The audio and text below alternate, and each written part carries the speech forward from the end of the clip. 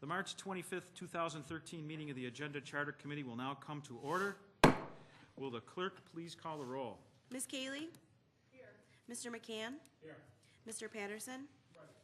Chairman Quattro? Present. Mr. Rocco? Here.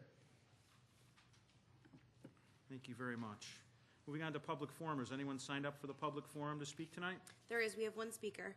When I call your name, please come forward to the podium. You'll have 2 minutes and only 2 minutes in which to address the committee.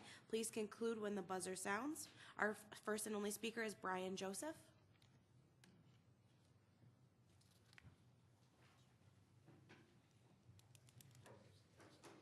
I'm sorry? 2 minutes and 10 seconds. Good evening. My name is Brian Joseph. My daughter Shannon and I own a small business, a Once Upon a Child store in Henrietta. We are located in Southtown Plaza. We buy and sell new and used children's clothing, equipment, and accessories.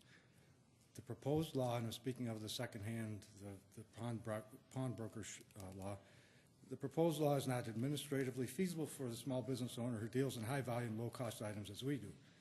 We would like the opportunity to work with the county legislature on changes to the proposal that would make it feasible for us to comply with. On average, we buy about 1,000 used items per day. The majority of what we purchase is clothing, which is exempt under the proposed law, but we also buy equipment and toys. We currently have about 1,900 items in inventory classified as equipment: baby swings, play mats, riding toys, etc., with an average buy price of $6.70. We have over 9,600 toys, puzzles, and games in inventory with an average buy price of $1.15. So you can see we deal in large quantities with very low price points, making selling stolen goods to us hardly worthwhile and making identifying every item we purchase with a unique identifier or a picture a logistic nightmare that really isn't warranted for a business like ours. This proposal will have a significant negative impact on our business, and we would like to extend an invitation to the members of the county legislature to visit our store in Henrietta to see firsthand how the business operates and to better assess how this proposal would impact our store's operation and whether strict compliance to the proposed law makes sense. I also would urge you to make this a data-driven decision. A secondhand dealer code has been in effect in the town of Greece for several years. Is there data available that might lead to changes that make the proposal more effective and cost efficient? Can all children's products be exempted? Has this law resulted in stolen goods being returned to the rightful owner? If so, how many times and at what cost? Are there other ways to accomplish what is intended by this law? Can it be more focused, targeting higher value items, for example? Just one other item I got here. Finally, there's been a lot of New York State advertising on TV lately promoting a business-friendly theme. Start and grow your business in the state. Less red tape. This proposal is clearly not aligned with this message. I brought one example of what this would create for us. This is a Slinky we buy for 25 cents. This is not, this would fall underneath this proposal. We would have to take a picture of this, hold it for 14 days, upload the picture to the police. So it just seems ridiculous. Thank you. Is there anyone else present who's not signed up to speak who would like to address the committee at this time? Seeing none, we'll proceed to the approval of minutes. The next item on the agenda is approval of minutes. You have the February 25th, 2013 minutes before you. They will stand approved unless the clerk is notified of any changes by the end of the day. New business. Is there any new business, Madam Clerk? Yep.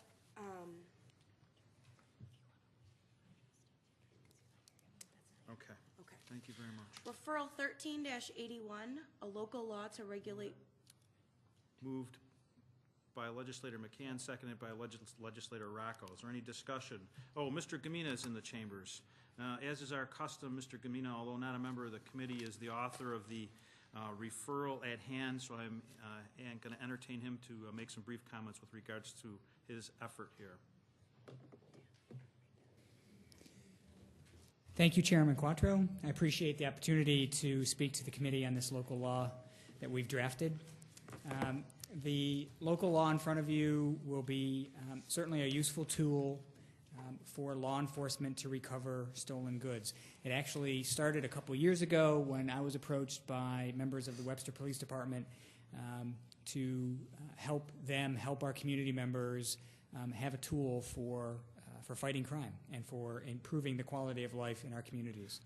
Although some communities, such as East Rochester, the city of Rochester, Greece, Gates, and Arundequite, across the county have similar laws, this particular law will cover those communities who do not currently have a law on the books.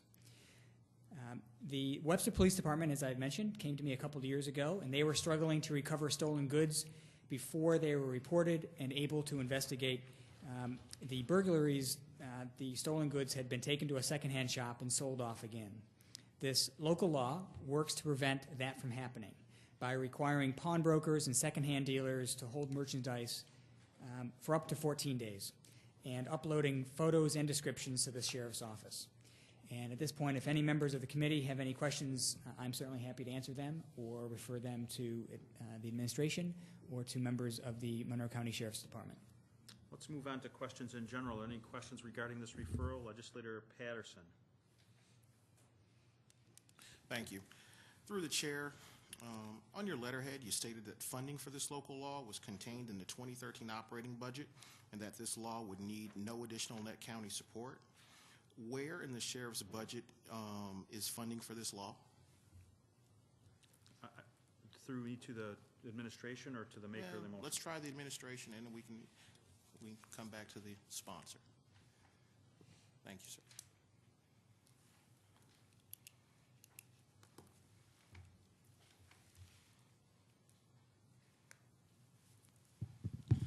Commander Dave Phelps, the Sheriff's Office. We have existing staff that will be reassigned to manage this program. Thank you.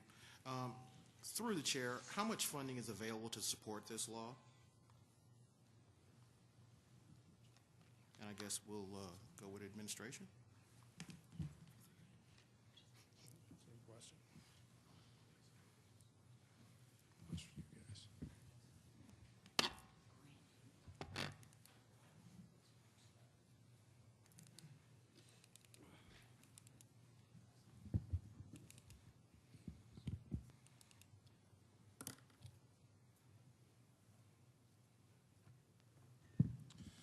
We currently believe our funding we currently have available is adequate to cover our responsibilities to enforce this. Through the chair, I must have misspoken, so let me say it again. How much funding is available to support this law? There's a dollar amount? I mean, if you have the funding, there should be a number. I guess that's what I'm looking for.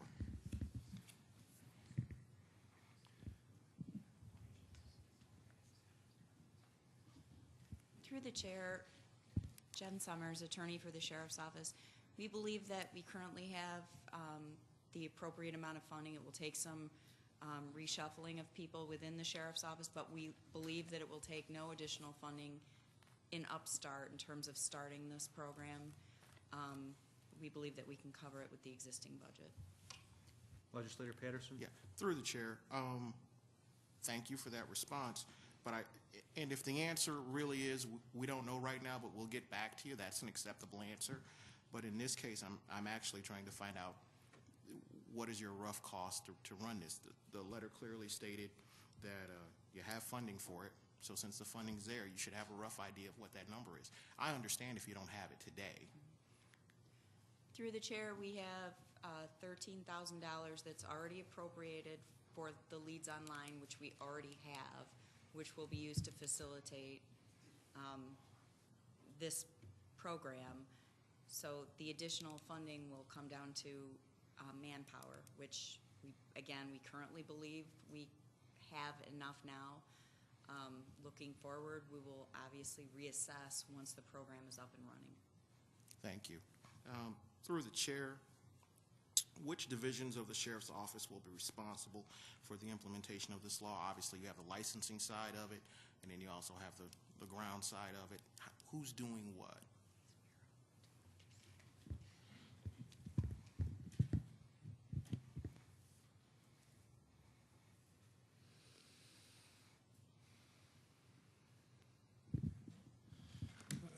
The program is going to be administered through the Police Bureau, similar to as taxi permits and such are administered through the Police Bureau today.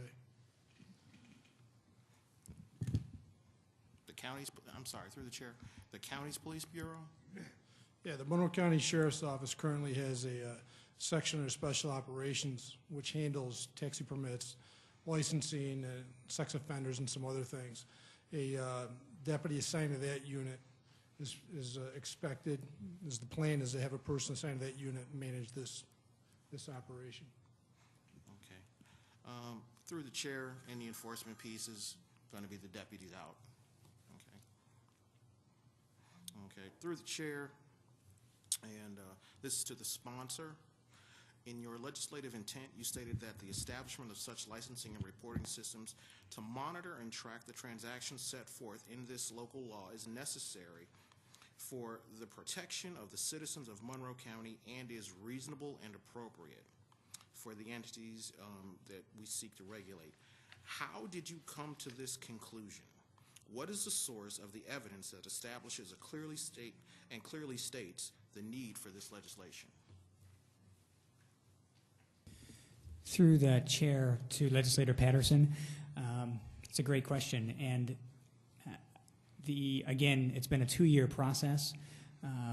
It was certainly brought to my attention that it was a need from members of the Webster Police Department, and then over the last 2 years, working collaboratively with members of the Monroe County Sheriff's Department as well, in terms of looking at language that would seem to work, that's not too onerous on whether it's small business owners or reputable business owners as well. And, so I think I'm not sure if I'm exactly answering your question, but I guess it's that 2-year process working along with law enforcement. Okay. Through the chair, and this is to the sponsor, in your purpose, you state that the purpose is to establish a uniform licensing and reporting system for the newly regulated entities. But then, in item B of your severability section, you state that this chapter shall not supersede any similar legislation enacted by a local jurisdiction within the county. How do you address this conflict? If any town or village can pass their own legislation, doesn't that undermine the uniformity? Through the chair, Legislator Patterson, I'm actually going to defer this over to administration or to the Sheriff's Department. They'll be able, I think, better able to answer your question. Okay. My name is Greg Wildman. I'm an investigator with the Monroe County Sheriff's Office. Through the chair, regionalized reporting is the most beneficial, most cost-effective. However, with the local ordinances superseding a county ordinance, the areas of the county where the Sheriff's Office is the primary police provider don't have any ordinances right now. So while we can't override, obviously, the town ordinances, a regional ordinance would be of great benefit. There are 2 parts of a burglary. One is obtaining the goods illegally. The second is selling those. The more we can curtail selling stolen goods or control the stolen goods market, the more benefit we're going to have for the citizens of the county. Thank you. Through the chair, and I just want to make sure I'm understanding what you're saying to me. I get it, but I just want to make sure I really get it. So effectively what you're saying is the areas that already have some legislation on this, for the most part, have their own police forces and they take care of it and it's all good.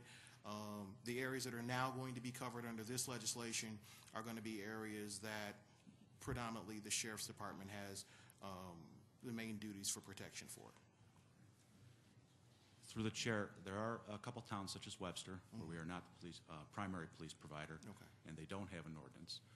But another thing that's happening is that certain crimes, those that are actually directly related to secondhand and pawn stores, or can be at least, are being driven into the areas that we are the primary police provider. Okay.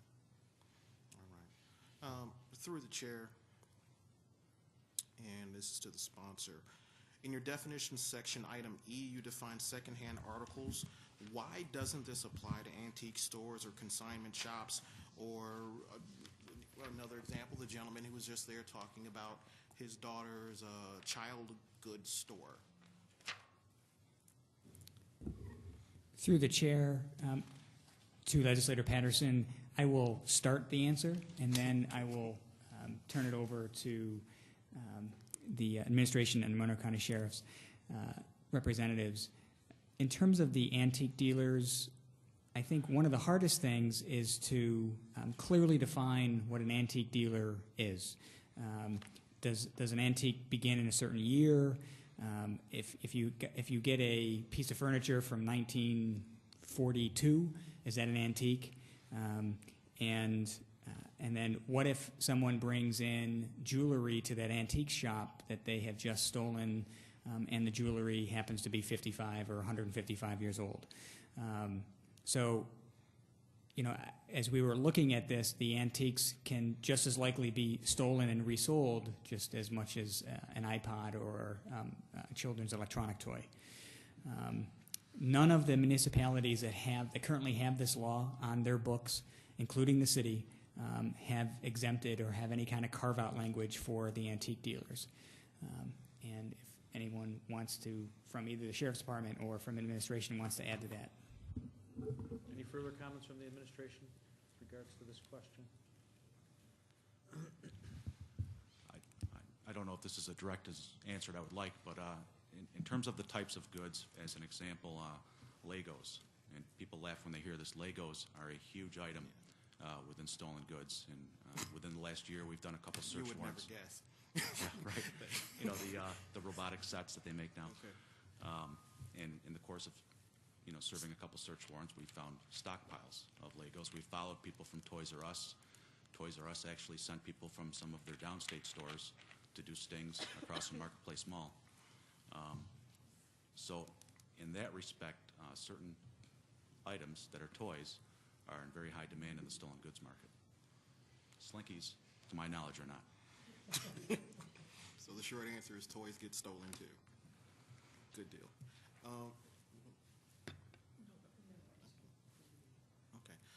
Through the chair to the sponsor, in your prohibition section, item C, you detail an extensive hold period that could run anywhere from 30 to 60 days at the request of law enforcement.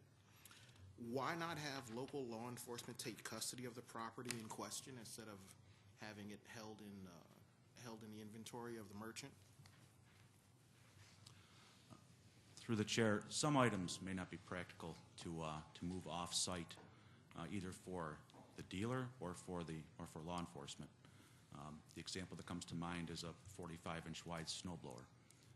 If we can have the dealer, that's a recent example, if we can have the dealer hold that on site and do our investigation rather quickly, we don't come close to the 30 days.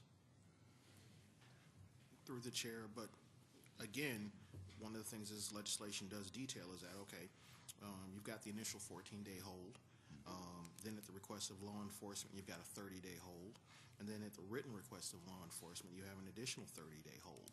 And I guess my question is, if you're that worried about it, why not just take it and have it in your possession and clear that space out of that merchant's area? I mean, sometimes it takes a long time to get, depending on the property, to get it identified and confirmed as stolen property.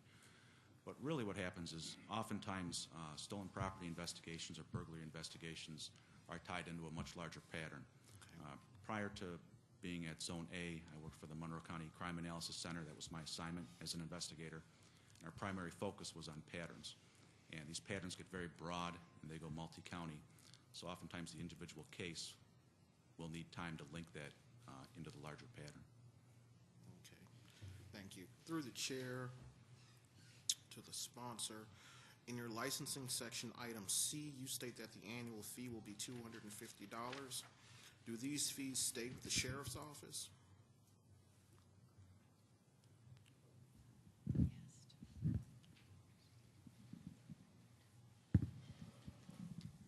Through the chair, yes, at this point, the plan is that because the sheriff's office will be investing the manpower to facilitate this local law, that the licensing fees would go back to the sheriff's office.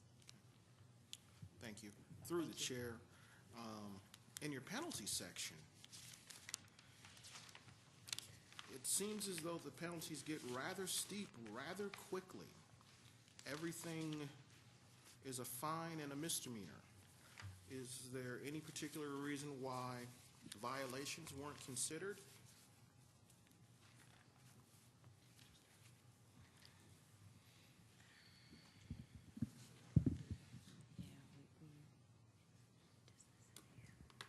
Sorry, everything is a fine and a misdemeanor.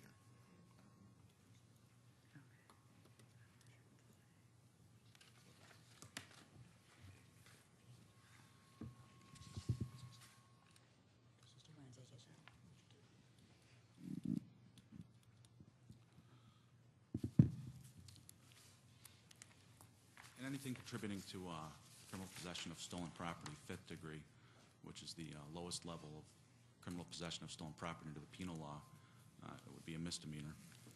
Keeping it consistent, we also reviewed not just the city code, and to be honest, I don't remember specifically what the city code says, but we reviewed the other local codes such as Greece, Gates, and also Erie County, Genesee County, City of Buffalo, Onondaga County, the pending legislation that was in Albany County, and that's what seemed to be the most consistent choice was to make it a misdemeanor.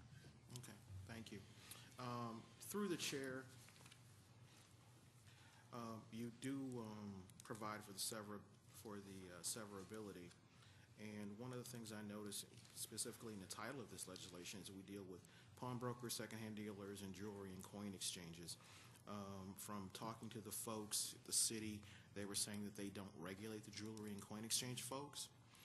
So this local law would regulate, since the city does not regulate them, this law would regulate them. Is that correct? Through the chair, I'm not sure I understand. Are you saying that the city doesn't regulate? They regulate the pawnbrokers and the secondhand dealers. They do not regulate the jewelry and coin exchange dealers. You're saying if a business does exclusively jewelry and coin. Right. Is that right? So since they don't regulate them, this law would.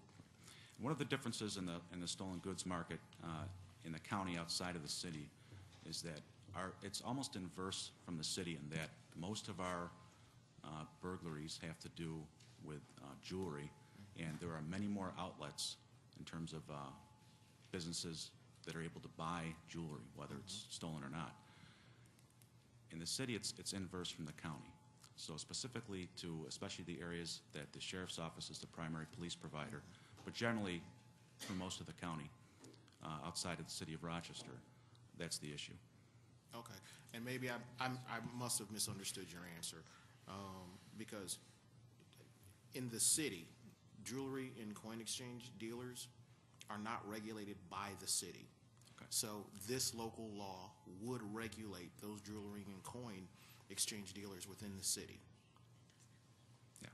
So any place that doesn't have a local law that which applies to exclusively Yes. jewelry and coin dealers, this would cover that. Okay. I apologize. Through the chair to the sponsor, we had a gentleman come to us a few minutes ago who detailed that, basically stated that he would see this as an excessive burden upon his business. If he's purchasing 1,000, I think he said he was purchasing 1,000 items a week. He has an obligation to get those things photographed and moved up within a 2-day period, or else he's looking at fines. How is it that is not an excessive burden upon business? For these particular businesses, you are virtually taking control of their inventory. I understand the reason, and I'm not necessarily opposed, but I really do want to understand how this is not an excessive burden upon local business.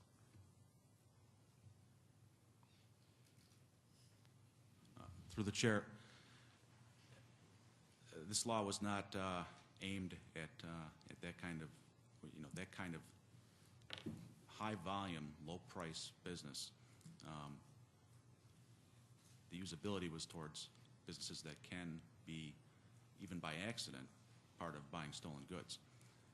So as far as addressing a 25-cent slinky, you know, I don't think this was meant to address that sort of thing. As, again, now when you go to Legos, $300 Lego sets, we're in a different ballpark. And that's what we've seen. That's the kind of organized retail theft that we deal with all the time, every day. So I'm not prepared to address exactly that kind of business. Well, thank you, but through the chair and investigator, I certainly wouldn't expect you to address it. But to my colleagues, I would submit that we actually have an obligation to take that gentleman's business into consideration also. This law will directly impact him and his daughter. It will lead to greater cost. It's going to increase his operating costs substantially. I could easily envision the situation. I'm sure if there's one gentleman here, I'm sure there's got to be other gentlemen and other business folks who would be looking at these same issues and these same concerns. And I guess my question is, are we being overly broad? And I submit that to my colleagues for consideration. I get it. I understand why we want to deal with this. When I first saw this piece of legislation, I didn't know there was a problem. And so I called around and I found out that, well, there isn't a problem in the city because we've got all this nice legislation that deals with it. And the crime control officers called me, and Mr. Clofus from RIT, I spoke to him also. And he had wonderful things to say about this type of legislation. So I don't necessarily have an issue with the legislation, but I am concerned about the impact upon business in this community.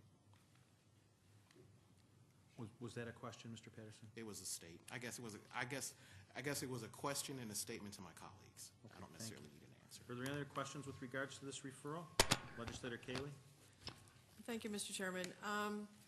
I, for one, am, for the most part, strongly in favor of this type of legislation.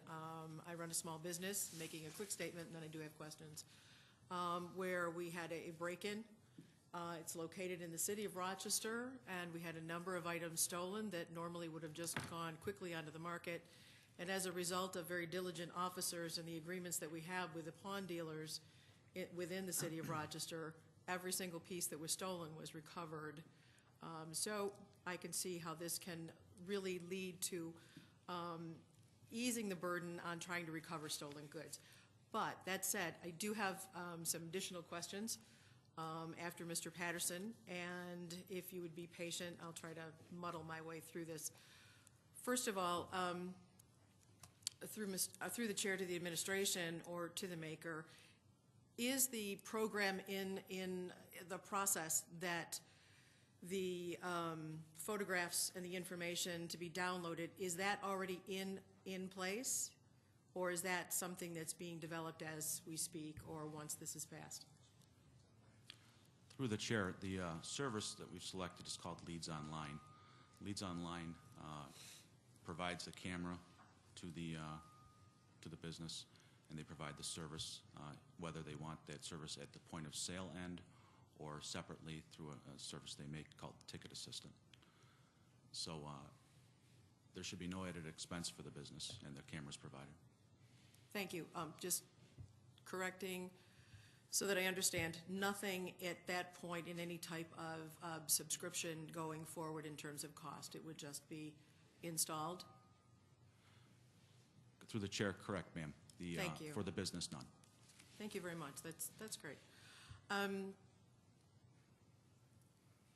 Through the chair to the administration, with the this is going on to exemptions. I did have some issues with exemptions on secondhand pawns that with less than 15% resale business of jewelry. I think it's jewelry, gold, or things of that type. Through the chair, why is this particular exemption needed?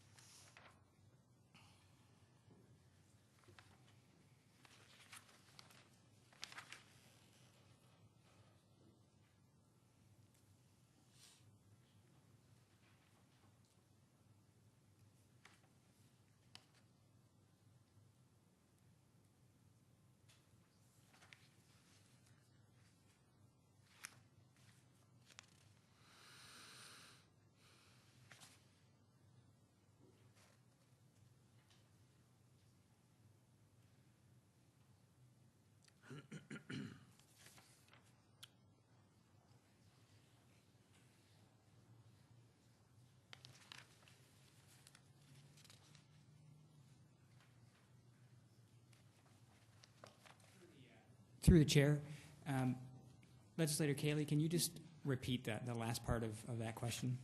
Certainly, through the chair, there is an exemption. Any jewelry or coin exchange dealer whose annual gross retail sales are comprised of less than 15% secondhand articles. And that's an exemption. And then I guess the follow-up question to that would be, would those secondhand articles be jewelry, coin, which could be valuable, but only adding up to 15%? Again, why is that exemption there? Again, I will start the answer, and I'll refer to administration and Attorney Grenville to help me out. But I think it was to try to find that balance between public safety, supporting our community businesses as well, and again, looking at those businesses in our communities that the vast majority of their business is, for the most part, it's retail, 90 to 95%. And again, we were trying to come up with that balance of being not too onerous on those businesses that have been in our communities for such a long period of time, and but also not being onerous to them, but also having a tool that's still out there for law enforcement to do their job and to protect, again, our neighbors in our community from the burglaries.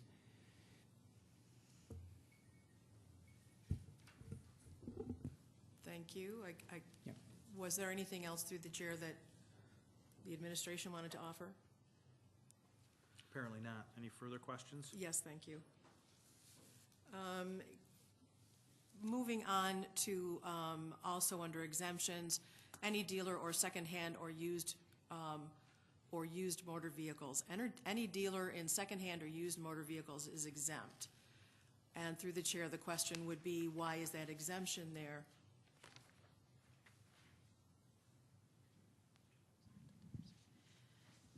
Through the chair, those are not the types of items that people,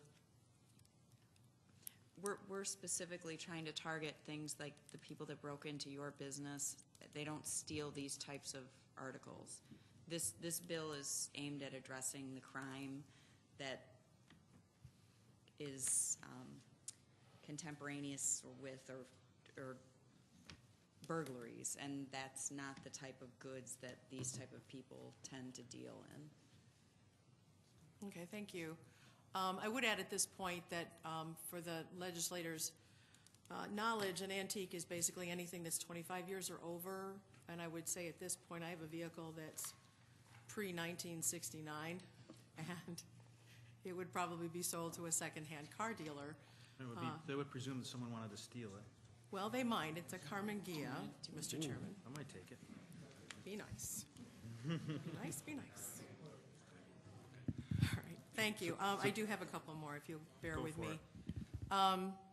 Again, under exemption, I'd like an explanation of the secondhand dealer that is exempt from taxation under 501c3 or 4 of the Internal Revenue Code.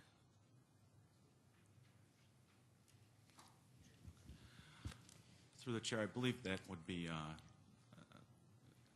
things like Volunteers of America, Goodwill, church sales, things like that. Not for profit. But you do realize that, excuse me, through the chair, you do realize that a church or other secondhand shops that are actually nonprofit and run in a nonprofit status, whether they're a 501c3 or 4, they still are responsible for collecting sales tax on sales items that they sell?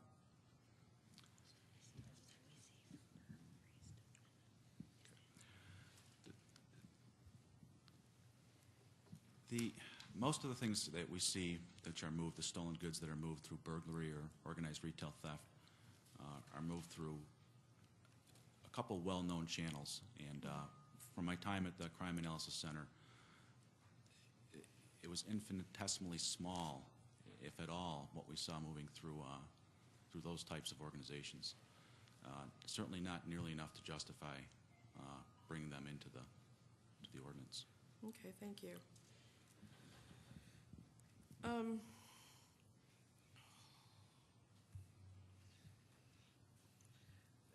On this, through the chair, on the secondhand pawns, back up to with the 15% resale business, why is that needed? Could you indicate what would happen to a resale shop that did not provide the proof needed within the time required?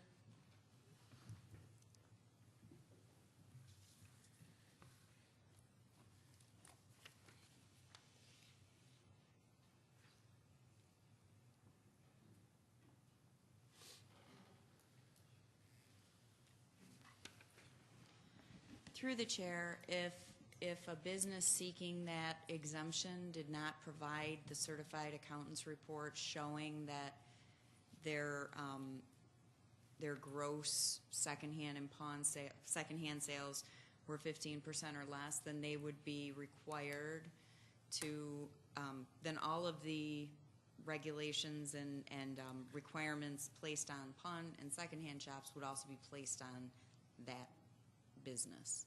So they'd be treated no differently than secondhand shops that do this 100%. Thank you. And then if found to be in non-compliance, there would not be a fine, there would just be get with the program through the chair? No, if they don't have the exemption, they would be treated just like a secondhand shop. So if they were found to have violated, they would be fined, and the full array of penalties would apply. All right, thank you. And then, under penalties, through the chair, would the same type of penalty occur if they did not have their license posted properly, or would there be?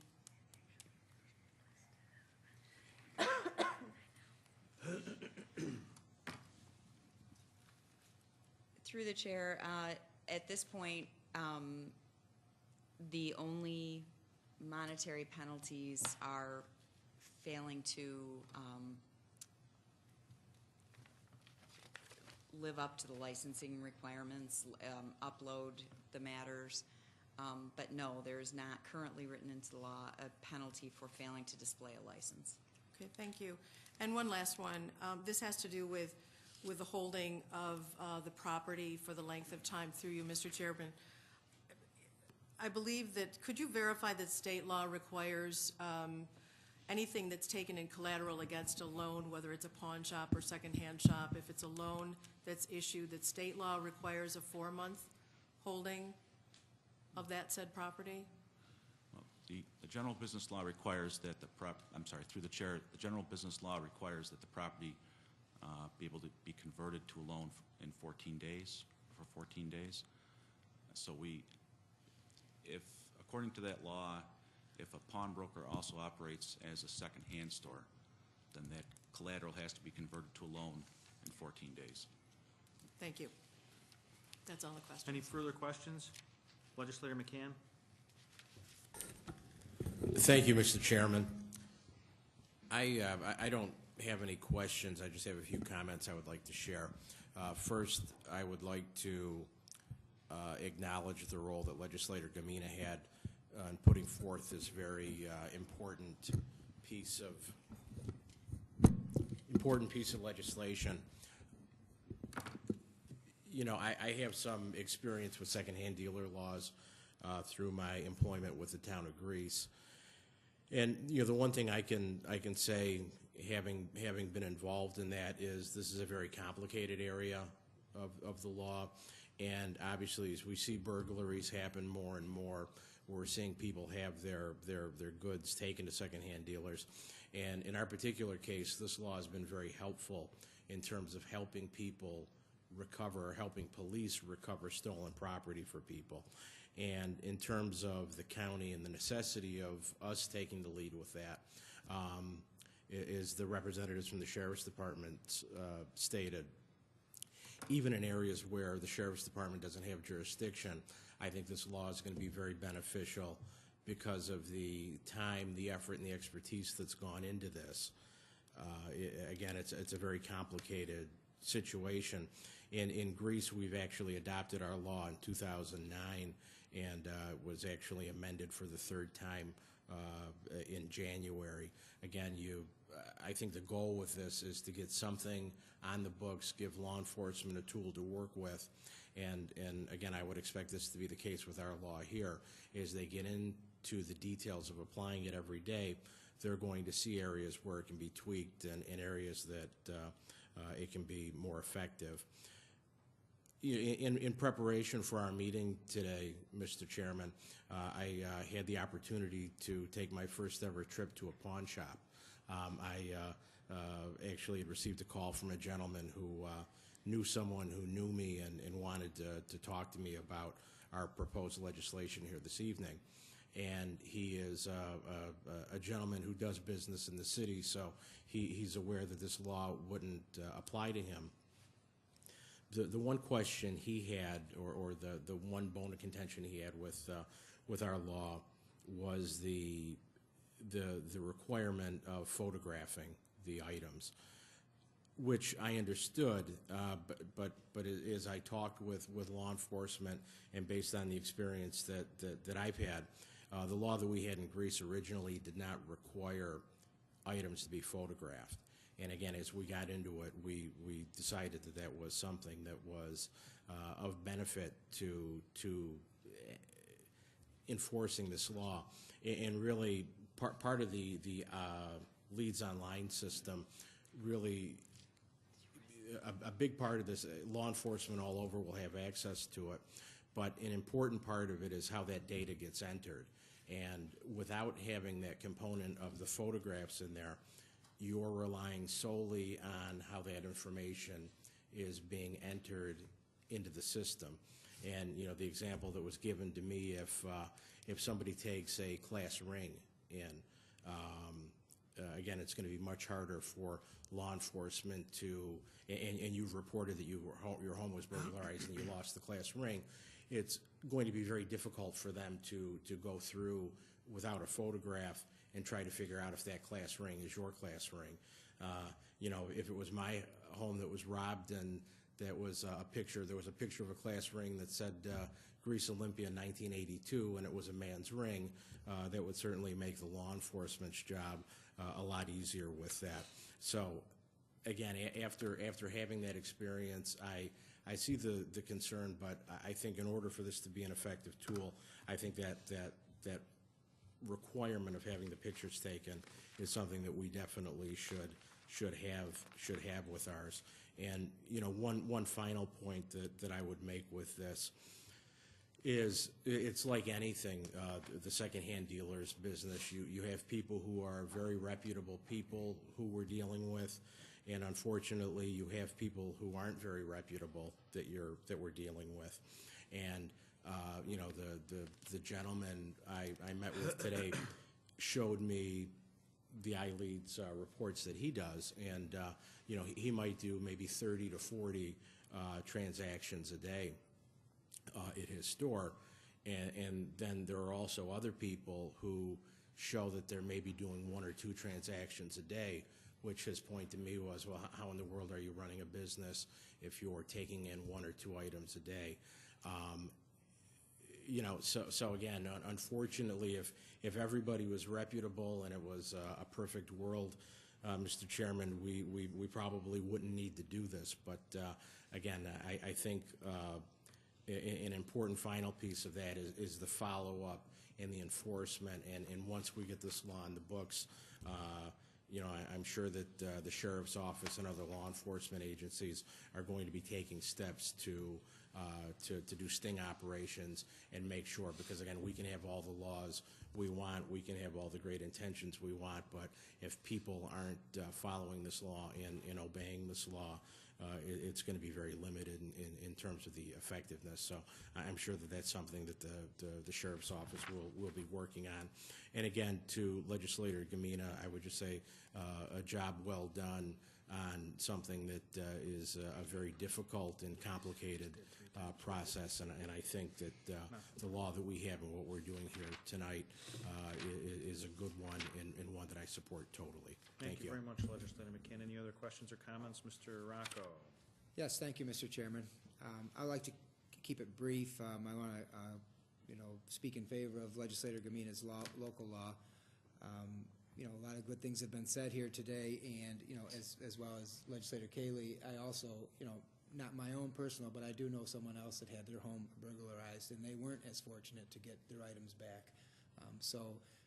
I see this as a great tool allowing us to, our law enforcement, to curtail the distribution and facilitate the recovery of the stolen property. So I will be supporting this law tonight, too. Thank you. Thank you very much. Questions? Legislator Patterson. Thank you. The gentleman who spoke earlier was from Once Upon a Child, and one of the things that he had is that he actually does have a handout for each and every last one of us. And prior to the beginning of our meeting, I went back and picked up that handout. The impact of this law on his family's business, it will be an additional $121,000 a year in cost, direct cost. It'll be $106,000 additional labor cost per year, and an additional $15,000 in cost for storage. That is a direct cost to business. This gentleman states in here that he wanted to, they're currently located in Henrietta, he wanted to expand into Greece, but he couldn't because of the secondhand dealer law and the way it's set up there. Now, I know this is going to sound a little strange to some of y'all over there, but I actually do like business. That was all right. And we have an obligation to balance things in legislation. I am certainly not against this legislation, but I'm also in favor of business.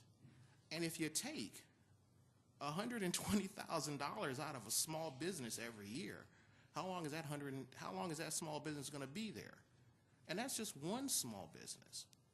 And he's selling slinkies, for God's sakes, and onesies and twosies and things along those lines, and children's toys. That might not mean a lot to some folks, but that's real cost. Those are real people back there. I understand the law enforcement side of it, and I'm absolutely in favor of that. But there has to be some balance. We just can't take it out of small business and just keep moving along and go, hey, aren't we happy that we did this good thing for law enforcement? We need to do the good thing for law enforcement, but we also need to take care of small business, ladies and gentlemen. And so I would urge the sponsor to pick this one back up and just tweak it a little bit. Because we roll it out the way it is, there are real people who are good people, who are honest people, who are entrepreneurial, who believe in America, who are going to be hurt. And we are going to be the people that hurt them, not the criminals. You, me, and all of us who vote for this. So we have an obligation to get it right the first time. We're real close, but we're not there yet. Let's work on this a little bit. Let's bring it back next month. Let's make it right. But let's not do this to these people. Thank you. Legislator Cayley. Thank you, Mr. Chair. Just briefly, I am going to, I agree for the most part with just about everything here, but I also do agree with some of Legislator Patterson's misgivings. I would like to have it tweaked a little bit, but I would also like it to proceed through the process here in the committee process and be vetted a little bit more.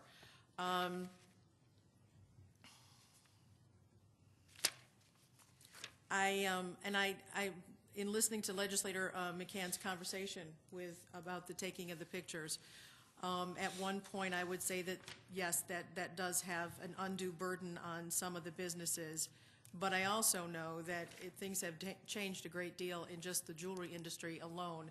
If you take a piece of jewelry in to have it sized, to have it repaired, and of course you're going into probably a more expensive store, it takes a great deal of time for that whole process to happen in just checking your jewelry in. It has to be photographed. It has to be recorded. And that's something that industry did for their own insurance purposes. So I think that with my experience within the city and having the system set up the way it is, that perhaps with a little bit of tweaking that this one will not be as burdensome to the smaller businesses as we go forward. That's it. Thank you. Thank you very much. Any other questions, comments? Hearing none. All those in favor signify by saying aye. Those opposed, no. So all in favor signify by saying aye. Aye. Opposed? No. One opposed. Item carries. Next item, Casey. Referral 13-87. Moved by legislator Rocco, seconded by legislator McCann. Legislator Wilcox is not here to comment on this. He's the maker of the motion. I, for one, was looking forward to hearing his comments, so I'm going to ask for a tabling motion till he can be here. Second by Mr. McCann. All those in favor of tabling. I'm sorry. Mr. Chair, I was prepared to speak to it. We were prepared to speak to the referral today without Mr. Wilcox. Yeah, okay, I'll entertain that. But I was really looking forward to hearing from the maker of the motion, just like we heard from Carmen tonight, Legislator Gamina, rather. I understand, and I appreciate that, Mr. Chairman, but Mr. Wilcox did indicate that we could press forward without him this evening, and that he preferred to have it done that way. I kind of wish that he had communicated that with me. So why don't we table this till next month? All those in favor, tabling motion is not debatable. All those in favor of tabling until next month signify by saying aye. Aye. All those opposed? No. Two opposed. Motion's tabled till next month. Casey? Referral 13-106. Moved by legislator McCann, seconded by legislator Rocco. Any discussion with regards to item 13-0106? Hearing none, all in favor signify. Legislator Patterson.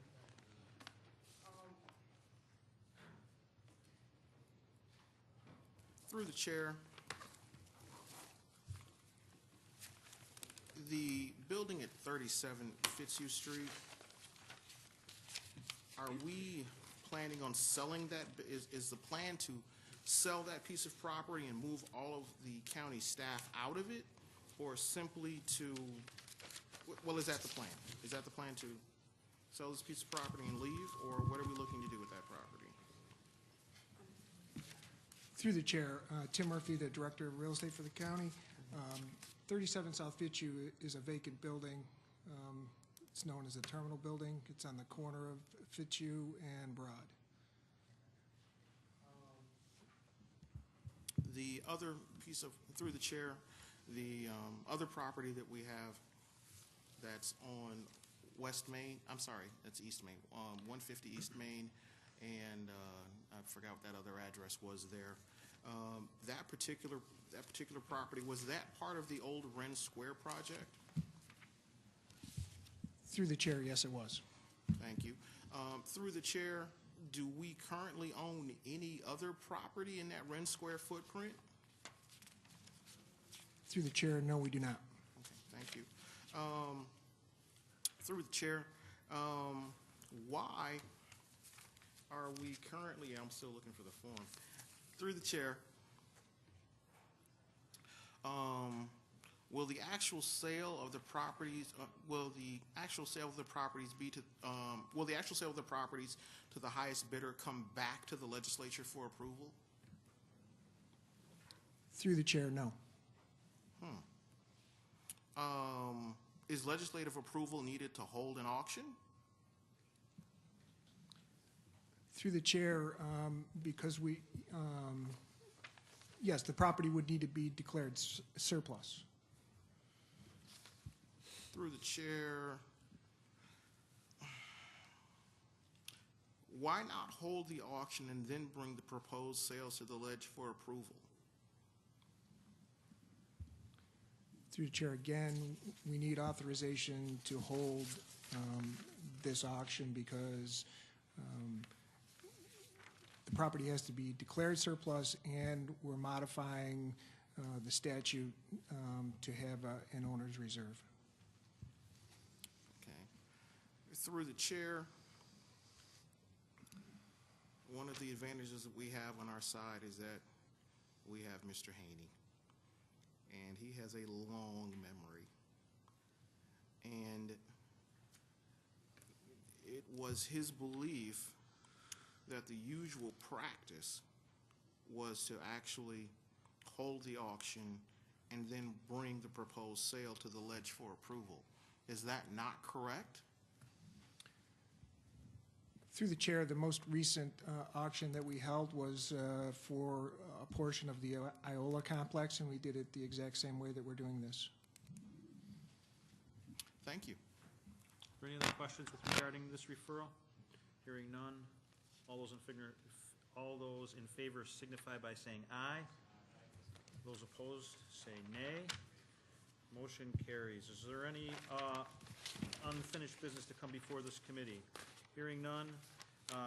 The March 25th, 2013 meeting of the Agenda Charter Committee stands adjourned. The next meeting of this committee is scheduled for April 22nd, 2013.